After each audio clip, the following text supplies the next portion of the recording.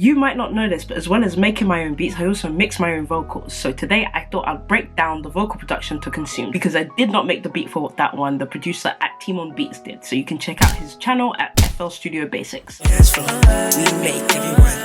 Huge shout out to the people that subscribe from my last production breakdown. I just want to state this, I'm not gonna be doing production breakdowns like often. It's only with the releases of my songs, because I am first and foremost an artist. If you do have any questions about production or anything like that, you can hit me up on Instagram. Usually with how I record my vocals, as you can see from behind me here, I just record it in my room. I have this little vocal booth that I put around the microphone, and I use the microphone MXL990. I have a video where I review that microphone. If you want, you can go check it out. Okay, so let me bring you into Consumed, the vocal production.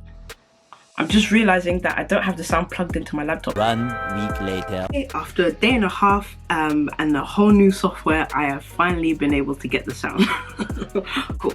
Right, so where was I? Yeah, when it comes to the track, I like to tidy it up, make sure that all the things are lined up. And this is before I put them into the summoned track. So I'm just going through the vocals, cleaning it up.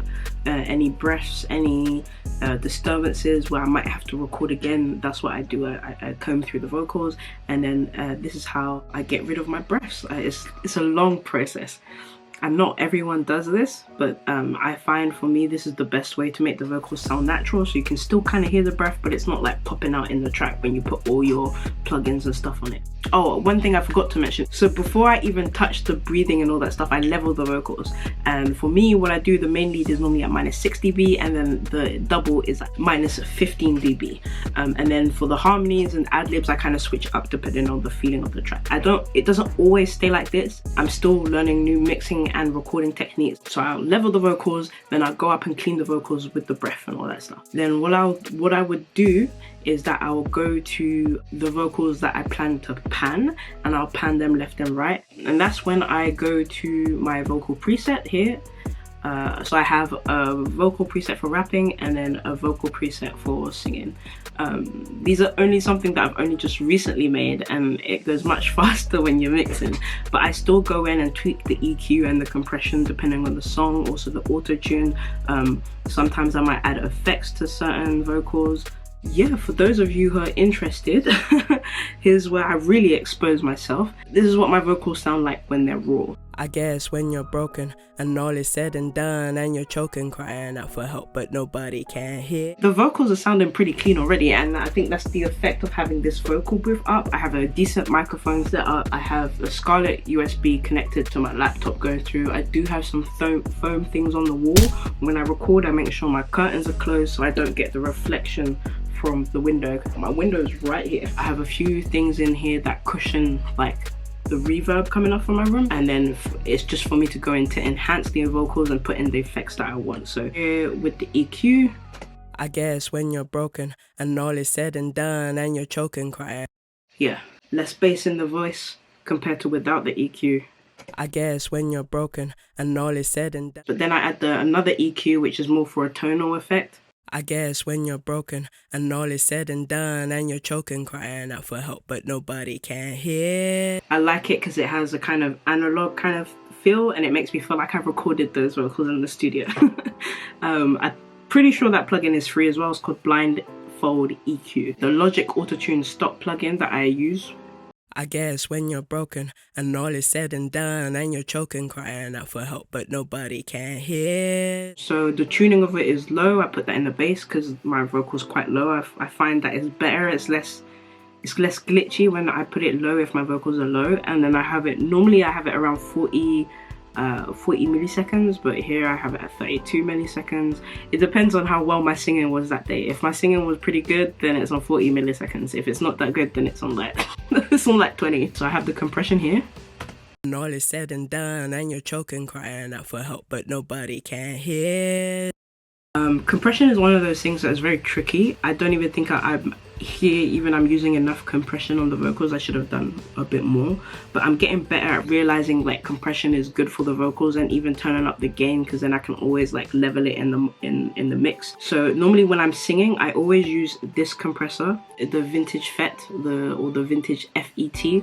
a compressor. Most of the plugins I use are stock plugins. If not, I got them for free or on a discount or their demo. And then I have a multi-presser. Crying out for help, but nobody can hear. It just adds more fullness to the voice. The eyes are what you feel, and feeling helpless, a victim. It's also a dynamic compression, which allows me to kind of go within each bandwidth and decide what to compress more of and what to compress less of. If the vocals are quite harsh, I would usually compress more in the high end, so 10k to 20k hertz. If the vocals are quite low or a bit muddy, then I'm using the multi-presser to compress it in the 200 to 1k hertz range or the 20 hertz to 200 hertz range. But yeah, very slight still. I feel like there's no need to go heavy on plugins unless I'm doing like special effects on the vocals, like grunge type punky type vocals. And then yeah, I added de-esser. This is a de-esser from Techivation. Yeah, de-esser from Techivation. I love it. It's great. It's natural sounding, because the stock plugin de-esser for Logic is terrible. I haven't used it in years. It doesn't sound natural at all, and this one sounds very natural, so it's sick. At the bottom of all that chain, I have a limiter. A limiter just to boost the vocals, add some gain to it, make it stand out in the beat. After I've gotten all that done, I go in and I add the reverb. I like to mix up the reverb. My favorite reverb plugin at the moment is called Convolugy XT. Convolugy XT. This is such a dope reverb plugin, and it's free. And then sometimes I add different effects to different vocals, like here on the double I have a stereo delay. When all is said and done and you're choking, crying out for help, but nobody can hear. It's done on purpose. The eyes are what you feel and feeling. It's very slight, which is cool, and it kind of adds this kind of spacey ambiance to the track, which is good for this one because it's quite sad and melancholic. And normally it would be on the ad-libs or like the double. It won't be on the main vocals where I put the most effects. Like here you can see with the ad-libs I have a tremolo going. I have the stereo delay going also as well, and it sounds like this. I guess when you're broken and all is sudden down and you're choking, nobody can hear. Did I just realize I got a vocal wrong? I guess when you're broken and all is sudden down. Got that wrong. Sometimes though, in the ad-libs and the harmonies, if I make little mistakes in the words and I can't really hear it in the recording, sometimes I kind of let it go. Adds to the little quirkiness vibe to the track. I don't know. And you're choking, nobody can hear. The lies of what you feel. Yeah. Oh, you're but it's coming soon. Emotion feed the ache, and my heart is a typhoon.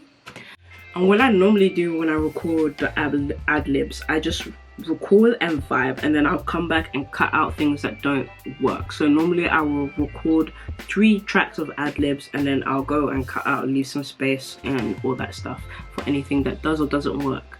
Yeah man, pretty much the same. I mean, the vocal production can go pretty quick. I think the most interesting part is the making of the beats, because there's more techniques and stuff like that you can talk about. But with the vocal production, it really depends. Each one has their own source. I remember reading this book at university about how to record, or like the genius in the art of recording. I can't remember the name of the book, but it was such a good book, and it taught me different recording techniques from different artists. Like though I remember one particular story where this artist couldn't really record comfortably in the studio, so they turned off all the lights and like blacked out the windows of the studio so the producers couldn't see in, and then the artist recorded naked. Or there's another artist that recorded hanging upside down, and they lit candles up all in the studio. So yeah, there's different it's different recording techniques, and it's quite interesting to know that you can kind of record anywhere and still get a very good sound, especially if that's the kind of the direction you're going for. But for the most part, for me, I like a clean sound on the vocals. It depends on what I'm doing, but if there's gonna be like any type of effects, it's gonna be in the background. I just like hearing the melody line of the vocals. But yeah, once I have all the vocal like chains and the reverbs done, that's when I'll sum it all into different tracks. Obviously you have verse 1, verse 2. it just looks neater that way. There's no particular reason why I do it, but also that sometimes then if I want to add an effect on the chorus, or if I want the chorus to be a touch bit louder, then but I don't want to touch the actual vocals, then this is a good way to do it. But yeah, so this is what verse 1 sounds like without the de-esser and the mid-highs and the saturation. I guess when you're broken and all is said and done and you're choking, crying out for help but nobody can hear, it's done on purpose. The eyes are what you feel, left feeling helpless, a victim of your own tears. See, altogether it sounds dope, but you gotta add the de-esser and the saturation. When all is said and done and you're choking, crying out. You see, it just kind of pops more in your face, and then like a slight grittiness to the voice that's added that just makes it sound a bit more like it was recorded in a professional studio. And out for help but nobody can hear, it's done on purpose. The eyes are what you feel, left feeling helpless, a victim of your own tears. Know a building up, cause a flood is coming soon. These emotions feel the ache, and my heart is a typhoon. Better yet, baby, where's the harpoon? Or even just give me a spoon. Need to dig. Also makes the vocals sound more together.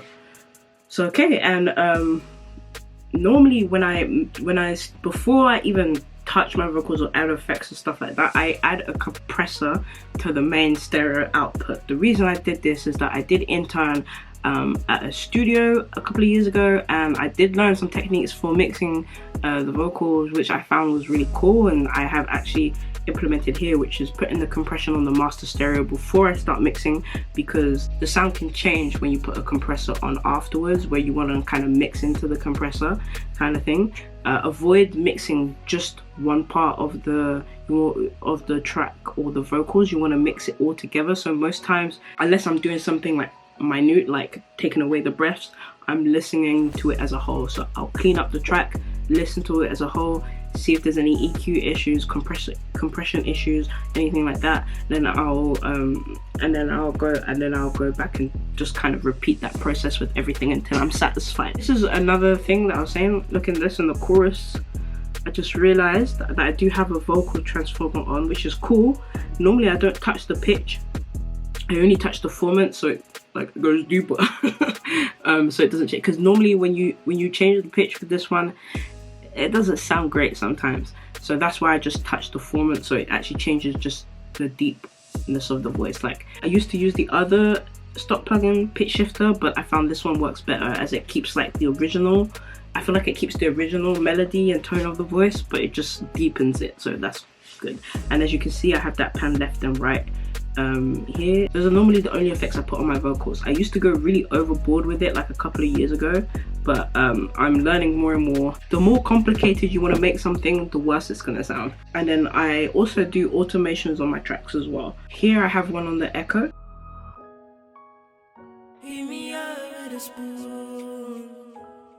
Because most times when I want to do like an echo, I don't want it on the whole vocal part, I just want it on the end. So automations are very good for that. It's also good for volume, but most times I actually only just use it for effect. All of that gives me succulent vocals. And with that, with the beat, My heart's so cold and my time's made to go. So why let you in? I'm so hard to let go. My process for mixing is quite OCD like. Not everyone mixes like this, and everyone has their own techniques and all that stuff, so it's just for you to find what works for you and stick to it. A lot of my mixing has been through trial and error, and I finally feel like I'm grasping what it means to have a decent mix. At least my mixes are more consistent now. So if you enjoyed this video, you can check out my last production breakdown where I broke down the beat to my song called AM Cool. If you want to hear the full song consumed and not just little top parts of the vocals, you can click on this video right here as well, or you can click in the link down in the description to check it out. Stay safe, peace, shalom, bye.